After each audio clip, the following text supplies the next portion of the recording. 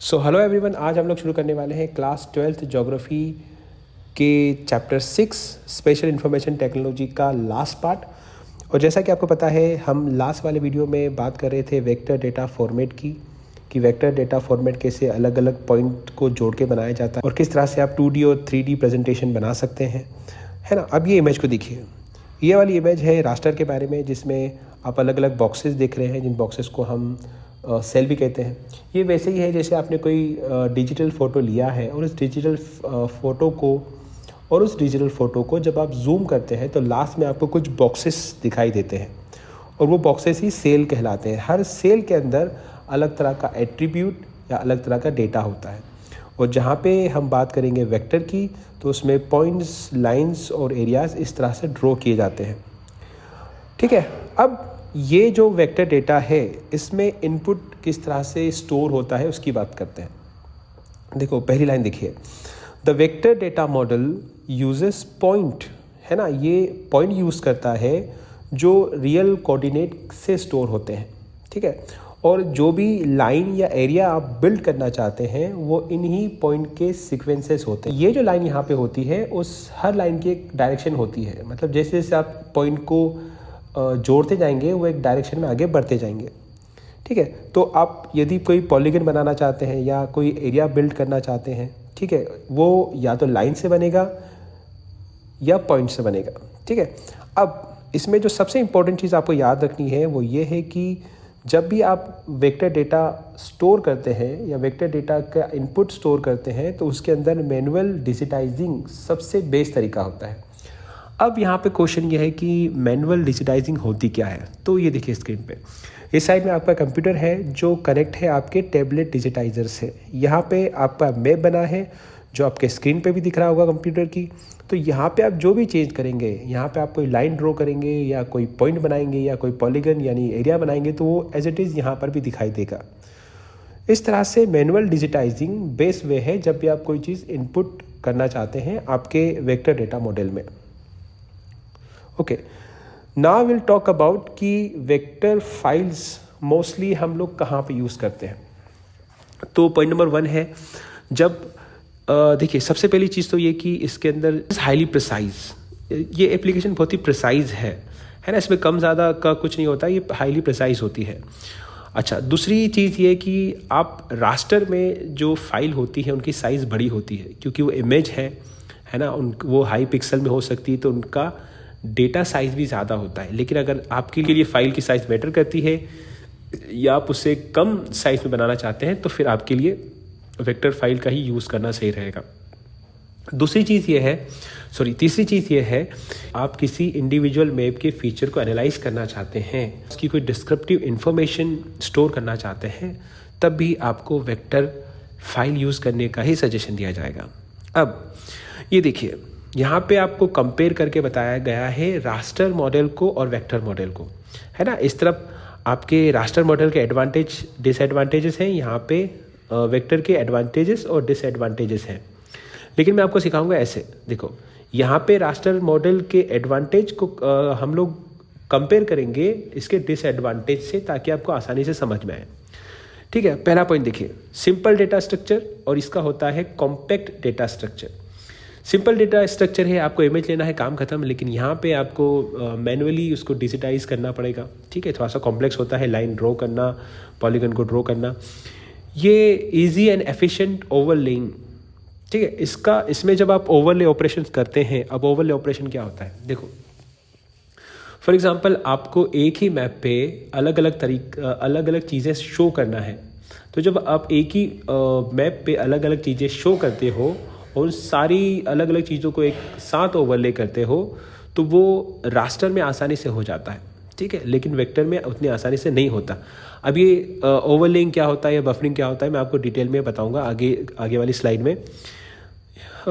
ये इसकी कॉम्पेटिबिलिटी है सैटेलाइट इमेजरी के साथ। ऑफ कोर्स यहाँ पे ये सब चीज़ नहीं होगी। यहाँ पे आप याद रखिए, high special variability efficiently presented. अब देखो, वेरिएबिलिटी का मतलब ये होता है कि जब भी आप जब भी कोई स्पेशल इमेज आप स्टोर कर रहे हो, तो उसमें अलग अलग तरह की चीज़ें रास्टर में आसानी से स्टोर हो जाती हैं, यहाँ पे उतनी आसानी से नहीं हो पाती। ठीक है, इसकी अपनी खुद की प्रोग्रामिंग होती है, फोटोज़ की, सेल की। यहाँ पे same grid cell for several attribute, एक ग्रिड सेल में कई तरह के एट्रीब्यूट आप शो कर सकते हैं। अब बात करते हैं वेक्टर मॉडल के एडवांटेज और रास्टर के डिसएडवांटेजेस के बारे में। Inefficient use of computer storage, यहाँ पे कंप्यूटर स्टोरेज का बहुत ज़्यादा यूज़ होता है ना। यहाँ पे कम डेटा फाइल के अंदर भी हम फाइल को स्टोर कर सकते हैं। जो पैरामीटर है उसके शेप के अंदर एरर्स आ सकते हैं, है ना। अब इसका लास्ट पॉइंट देखिए, loss of information when using large scale. इसका मतलब ये है कि जब आप उसको जूम करेंगे या आप हर सेल के साइज को बड़ा करेंगे तब आपका डेटा लूज होना या उसकी क्वालिटी लूज होना स्टार्ट हो जाएगी। तो ये एक अपने आप में इशू है, याद रखना है। एक और इसमें पॉइंट है इनएफिशिएंट प्रोजेक्शन ट्रांसफॉर्मेशन। ये जब आप मैप को ग्लोब पे या ग्लोब को मैप पे प्रोजेक्ट करते हैं तो उसके लिए आपका रास्टर मॉडल थोड़ा सा इनएफिशिएंट है या वेक्टर मॉडल आपका एफिशिएंट है। ये चीज़ आपको याद रखनी है। चलिए मैं आपको एक इमेज समझाता हूँ। Figure number 6.6, representation of special entities raster and real world. देखो, ये आपका रियल वर्ल्ड में घर इस तरह से दिखता है, आपके हाउसेस यहाँ दिखते हैं, पॉइंट में दिखते हैं ऑफकोर्स। लेकिन यहाँ पे जब आप देखेंगे तो रास्टर एंटिटीज़ ऐसी होंगी और वेक्टर एंटिटीज़ यहाँ ऐसी दिखेंगी। आपकी इलेक्ट्रिक लाइन यहाँ ऐसी दिखेंगी, आपका फॉरेस्ट यहाँ पे ऐसा और यहाँ पे ऐसा दिखेगा। लास्ट में आ जाइए, बहुत इंपॉर्टेंट चीज़ मैं आपको दिखाता हूँ। ये देखिए, ये है सरफेस एलिवेशन। आपका सरफेस एलिवेशन या आपके माउंटेन यहाँ पे दिखेंगे ऐसे, और ये माउंटेन आपको यहाँ पे कुछ इस तरह से दिखाई देंगे। ठीक है, अब इसमें एक इंटरेस्टिंग चीज़ मैं आपको दिखाता हूँ। जो सबसे अंदर वाला जो सर्कल है वो दिखाता है हाइट को, ठीक है, और जो सबसे लास्ट वाला सर्कल है वो आप बेस दिखाता है। तो माउंटेन का बेस बड़ा होता है और उसका टॉप छोटा होता है।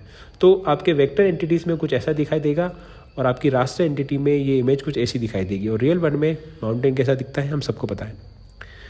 अब सीक्वेंस ऑफ जीआईएस एक्टिविटी, ठीक है। तो the following sequences of activities are involve in GIS related work. अब जब जीआईएस से रिलेटेड कोई वर्क करते हैं तो आपको ये सीक्वेंस फॉलो करना है। देखिए, इसमें 5 तरह की चीज़ें होती हैं। नंबर 1 स्पेशल डेटा इनपुट, और दूसरा होता है एट्रीब्यूट डेटा इनपुट। तो 2 तरह का डेटा होता है, एक तो स्पेशल डेटा, कोई भी अब जो फिजिकल एंटिटीज़ होती हैं उनका डेटा, और उनसे रिलेटेड डेटा जो होता है वो कहलाता है एट्रीब्यूट डेटा। तो अब इसको कहेंगे ए, इसको कहेंगे बी, और ए और बी का जब वेरिफिकेशन हो जाएगा, हम उसमें कुछ चेंज करना चाहेंगे तो हम उसमें एडिटिंग भी कर सकते हैं। और फिर हम क्या करेंगे, स्पेशल और एट्रीब्यूट यानी ए और बी को लिंक कर देंगे। और जब ये लिंकेज हो जाएगा तो हम इसको एनालाइज करने के लिए, स्पेशल एनालाइज करने के लिए हम रेडी हैं। तो चलिए इसको एक एक करके समझने की कोशिश करते हैं। और जैसा कि हम पहले भी मेंशन कर चुके हैं कि जो स्पेशल डेटा इनपुट्स होते हैं उनका डेटाबेस का जो सोर्स है वो वैरायटी ऑफ सोर्सेज से आ सकता है। लेकिन घबराने की बात नहीं है, आपकी बुक में इन सारे सोर्सेज को 2 कैटेगरी में डाल के समराइज़ कर दिया गया है। अब वो 2 कैटेगरीज कौन सी हैं? जो आपका पहला डेटा सोर्स है वो आप लेते हैं डेटा सप्लायर से, ठीक है। या तो आप डेटा सप्लायर से ले लीजिए या फिर खुद का डेटा क्रिएट कीजिए। लेकिन जब आप डेटा सप्लायर से लेते हैं, जो कि प्रेजेंट डे में आपके लिए इजीली रेडीली अवेलेबल हो जाता है, और ये अच्छी बात ये है कि आपको ये स्मॉल स्केल डेटा से लेके लार्ज स्केल डेटा तक अवेलेबल करा देते हैं, ठीक है। और आजकल कई तरह की लोकल गवर्नमेंट और जो प्राइवेट ऑर्गेनाइजेशन है वो इस तरह के सोर्सेस यूज़ भी करते हैं और प्रोवाइड भी कराते हैं। अच्छा, इसकी स्पेशल चीज़ ये है कि इस तरह का जो एग्जिस्टिंग डेटा आप यूज़ करते हैं इसमें ये अट्रैक्टिव भी होता है, और दूसरी चीज़ ये है कि इसमें आपका टाइम भी सेव हो जाता है। और जबकि आप थोड़ा टाइम आपका ज़्यादा लगेगा जब आप खुद से डेटा क्रिएट करेंगे। अब जब आप डेटा क्रिएट करते हैं तो आपको वो सारी चीज़ें फॉलो करनी है जो हम पहले पढ़ चुके हैं, है ना। इसमें आपको एंटर करना पड़ेगा दोनों तरह का डेटा, आपका ए और बी, स्पेशल डेटा और एट्रीब्यूट डेटा, ठीक है। और फिर दोनों का वेरिफिकेशन, फिर दोनों का लिंकेज, ये सब चीज़ें आपको फॉलो करनी है अगर आप खुद का डेटा क्रिएट कर रहे हैं तो। और जब आप मैन्युअली डेटा इनपुट करते हैं तो ये डिपेंड करता है कि आप कौन सा डेटाबेस मॉडल यूज़ कर रहे हैं, वेक्टर या रास्टर, ठीक है। अब दोनों के अंदर आपको कुछ चीज़ें ध्यान पे रखनी है। देखो, डिजिटाइजेशन करना है, स्कैनिंग करनी है किसी भी मॉडल एंटिटी की, या जो भी जोग्राफिकल डेटा है माउंटेन, प्लेन, प्लेट्यू का, उनको आप पॉइंट में, लाइंस में या पॉलीगन में दिखाते हैं, या फिर आप उनको अलग अलग तरह के सीरीज़ ऑफ कोऑर्डिनेट को आप इसमें एंटर करते हैं। तो ये सब आप ऑब्टेन कैसे करते हैं। देखो ऑब्टेन करने का तरीका ये है कि या तो आप एरियल फोटोग्राफी से इनको ऑब्टेन कर सकते हैं, या जो ओवरलेइंग आपकी ग्रिड्स होते हैं वहाँ से आप इनको ऑब्टेन कर सकते हैं। यहाँ से ये सब चीज़ें करने का फ़ायदा ये है कि आपका जो टाइम है वो टाइम और लेबर दोनों इसमें आप बच जाता है। लेबर फॉर एग्जांपल जो राइटिंग डाउन कोऑर्डिनेट्स होते हैं, आप कोऑर्डिनेट को बार बार लिखने का, उनको मैच करने का, उनको मेंटेन करने का, तो वो आपका टाइम और लेबर दोनों बच जाता है। अब स्पेशल एनालिसिस में 4 तरह की चीज़ें इन्होंने दी हैं। ओवरलेइंग एनालिसिस, दूसरा बफर, नेटवर्क और डिजिटल टेरेन मॉडल।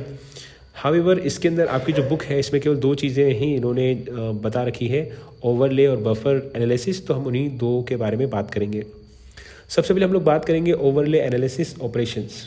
देखिए जीआईएस में जो ओवरले ऑपरेशन है उसका बहुत ज़्यादा इम्पोर्टेंट है। अब ये होता क्या है, देखिए इंटीग्रेशन ऑफ मल्टीपल लेयर्स।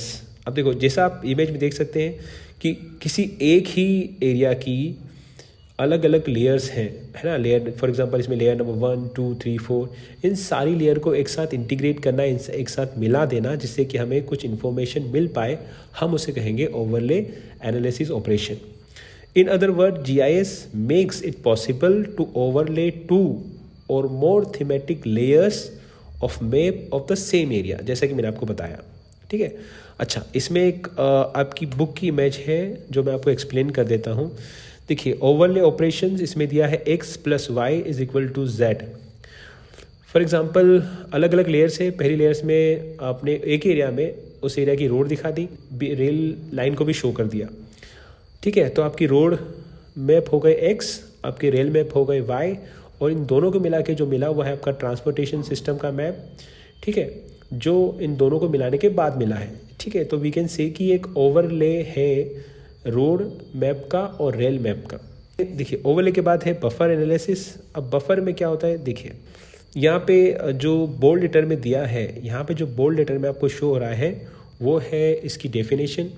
अब देखो किसी भी एक पॉइंट से, फॉर एग्जांपल यहाँ पे बीच में एक फैक्ट्री है ना, उस फैक्ट्री से 5 किलोमीटर के सर्कल में, के रेडियस में आप देखेंगे कि एक बफर बना हुआ है ना। ये 5 किलोमीटर का बफर है, उसके बाद आप देख लीजिए ये 10 किलोमीटर का बफर है, ये 15 किलोमीटर का बफर है। अब ये क्यों बनाया जाता है, इसका फ़ायदा नुकसान क्या है। देखिए it is useful in locating the area population benefited, ठीक है। फॉर एग्जांपल देखो इनका बेनिफिट और इम्पैक्ट दोनों के बारे में बात करते हैं। अगर फैक्ट्री है तो 5 किलोमीटर के अंदर में जो एरिया में जो लोग रहेंगे उनके ऊपर इसके पोल्यूशन का बहुत ज़्यादा इम्पैक्ट होगा, है ना। और ये जो 5 से 10 किलोमीटर के अंदर के या उसके बफर में जो लोग रहेंगे उनको वहाँ पे एम्प्लॉयमेंट भी मिल सकती है। इस तरह के मैप में आप बेनिफिट और इम्पैक्ट अच्छे या बुरे दोनों ही इसमें स्टडी कर सकते हैं। ये भी आपकी बुक में है। ये पॉइंट का बफर है 500 मीटर का, ये लाइन यानी आपके रोड है या रिवर है उनके 500 मीटर के बफर है, और ये आपकी कोई एरिया है, पॉलीगन है या इंडस्ट्री है उसका बफर है, उसके शेप के हिसाब से 1000 मीटर यानी 1 किलोमीटर के रेडियस में इसको बनाया गया है ना। अब ये देखिए ये मैप है, लोकेशन है आपके सिटीज़ की, वेस्टर्न यूपी की जो अलग अलग सिटीज़ हैं, ऑलमोस्ट हर सिटी के अंदर इन्होंने एक हॉस्पिटल शो किया है, ठीक है। अब हर एक हॉस्पिटल का यहाँ पे देखिए बफर है, ठीक है। फॉर एग्जांपल ये जो वाइट आपको पैरामीटर दिख रहा है ये हॉस्पिटल के 2 किलोमीटर के अराउंड है, उसके बाद वाला 4 किलोमीटर के अराउंड है, फिर 6 किलोमीटर, फिर 8 और फिर 10 किलोमीटर। वैसे ही पूरे वेस्टर्न यूपी को इन्होंने कवर किया हुआ है ना। अब ये देखने के बाद आप इससे कई तरह की इन्फॉर्मेशन ले सकते हैं, कई तरह का एट्रीब्यूट बना सकते हैं, कई तरह का डेटा एनालाइज कर सकते हैं। तो इस तरह से आपके बफर ऑपरेशन आपकी हेल्प करते हैं। तो था लास्ट टॉपिक इस चैप्टर का, और इसके अलावा आपकी मेन दोनों बुक में से भी कोई टॉपिक है या कोई कॉन्सेप्ट है जो आपको समझ नहीं आ रहा है तो आप कमेंट सेक्शन में बता दीजिए, मैं कोशिश करूँगा वीडियो बनाने की, ठीक है। Thank you so much.